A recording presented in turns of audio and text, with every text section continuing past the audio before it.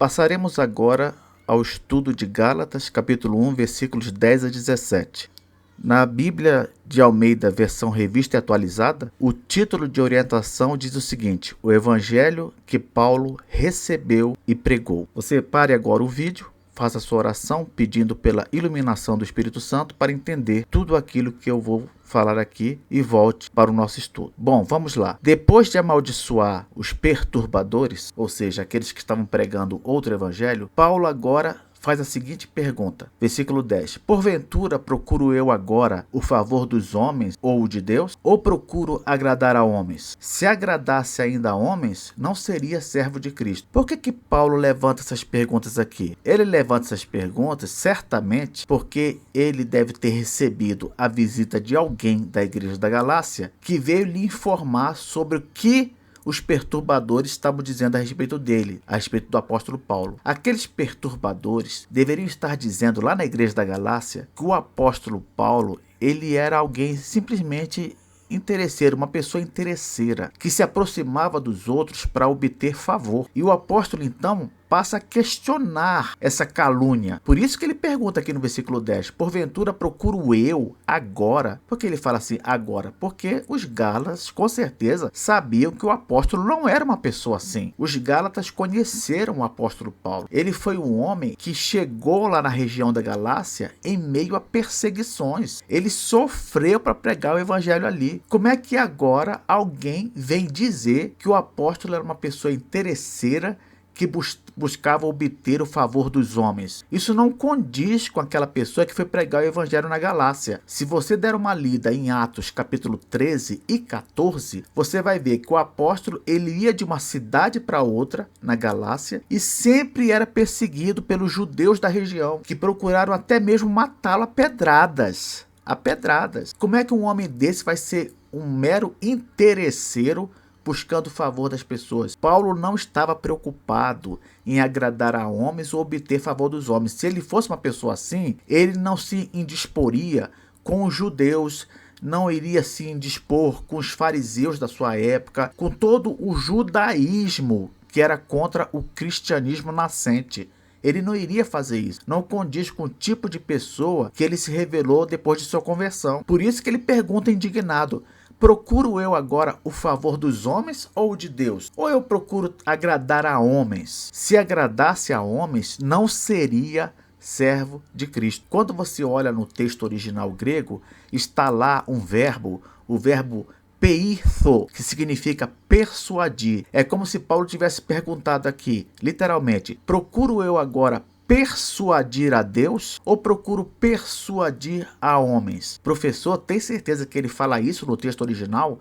Tenho. Tanto é verdade que se você usar uma outra versão, por exemplo, a Almeida Revista e Corrigida, ela tem lá na sua tradução isso, olha: porque persuado eu agora a homens ou a Deus? Vocês estão vendo? Na versão da Almeida e Corrigida, eles mantiveram o sentido original da palavra grega. Paulo perguntou aqui mesmo: porque persuado eu agora a homens ou a Deus? Ou procuro agradar a homens? Como assim, professor? Persuadir a Deus? O que Paulo quis dizer com isso? É uma maneira humana de falar. Ele quis dizer assim, em palavras humanas: eu procuro convencer a Deus ou convencer os homens? Procuro ganhar a simpatia de Deus ou ganhar a simpatia dos homens? É isso que ele quer dizer com essa palavra persuadir. Mas o foco aqui, o foco que nós não podemos perder de vista, é que o apóstolo quer dizer o seguinte, resumindo: eu não estou procurando agradar a homens, eu estou procurando agradar a Deus.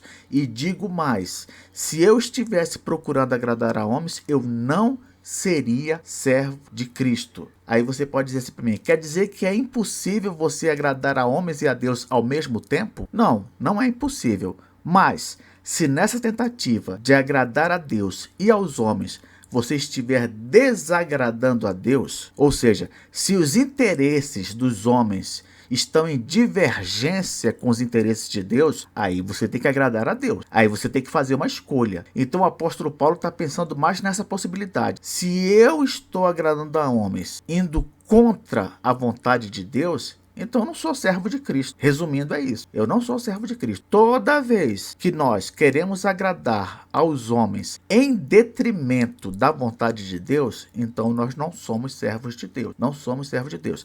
É claro que no mundo perfeito seria ótimo, né? Se nós pudéssemos agradar aos dois, a Deus e aos homens. Mas nem sempre isso é possível. E por que não é possível? No caso de conflito, temos sempre que optar por agradar a Deus. Por isso que o apóstolo Pedro, junto com os demais apóstolos lá no livro de Atos, quando eles foram chamados pelas autoridades lá no Sinédrio, os fariseus proibiram os apóstolos de continuar pregando Cristo. E o que foi que eles disseram? Pedro disse: antes importa obedecer a Deus do que aos homens. Então, a regra é sempre essa. Se houver conflito entre agradar a Deus e agradar aos homens, devemos sempre procurar agradar a Deus em primeiro lugar. E é por essa razão que o apóstolo Paulo diz neste versículo: se agradasse ainda a homens, não seria servo de Cristo. Então essa acusação lá dos perturbadores de que Paulo era um interesseiro que ficava querendo agradar a homens, isso aí Paulo descarta logo aqui de entrada. Aí você pode chegar para mim e perguntar: mas professor, o que será que eles diziam lá para os Gálatas para afirmar que Paulo era um interesseiro querendo agradar a homens? O que será? Bom, nós temos uma especulação da parte dos estudiosos. Eu acho que eu já falei sobre isso, mas vou repetir. Os estudiosos, a maioria deles, acredita o seguinte: que como os perturbadores queriam pregar um evangelho que envolvia a prática de obras para se obter a salvação, então eles deveriam estar dizendo assim para os Gálatas: olha, quando Paulo diz que vocês precisam apenas crer em Jesus, apenas exercer fé para ser salvo, ele fala isso para agradar vocês. Ele quer conquistar a simpatia de vocês. Por isso que ele fica entregando esse evangelho fácil, porque ele sabe que isso é uma mensagem que agrada, e aí ele está visando com isso a agradar vocês e obter favor de vocês. Olha a mentalidade, a provável mentalidade dos perturbadores. Eles entendiam que você pregar um evangelho que traz uma mensagem de salvação simplesmente pela fé em Jesus é uma mensagem fácil, uma mensagem cômoda, basta crer. Então eles falavam que Paulo pregava essa mensagem para agradá-lo. Aí o apóstolo Paulo continua explicando, esclarecendo que na verdade o evangelho que ele prega nem mesmo veio da cabeça dele. Esse evangelho que ele prega da salvação única e exclusivamente pela fé em Jesus, não foi um evangelho que ele inventou, não foi um evangelho que ele inventou para agradar a homens, foi um evangelho que veio de Deus. Então aqui, a partir do versículo 11, ele vai argumentar sobre a origem do seu evangelho. Isso não é coisa da minha cabeça não, gente. Isso é uma coisa que veio de Deus. Como é que ele faz isso? Como é que ele argumenta? Vamos lá, versículo 11. Faço-vos, porém, saber, irmãos, que o evangelho por mim anunciado não é segundo o homem. Ou seja, eu não inventei, não veio de mim, porque eu não o recebi, nem o aprendi de homem algum, mas mediante revelação de Jesus Cristo. Então, se realmente os perturbadores estavam ensinando que a salvação pela fé em Jesus é uma mensagem fácil, é uma mensagem para conseguir simpatia, o fato é, essa mensagem veio de Cristo, essa mensagem veio de Deus, essa mensagem não veio dos homens. Mas professor, não é verdade que uma mensagem dessa leva mesmo ao comodismo? Porque pense comigo, se você diz que basta crer, né? Você já disse também que é preciso se arrepender dos pecados, confessar os pecados, crer em Jesus.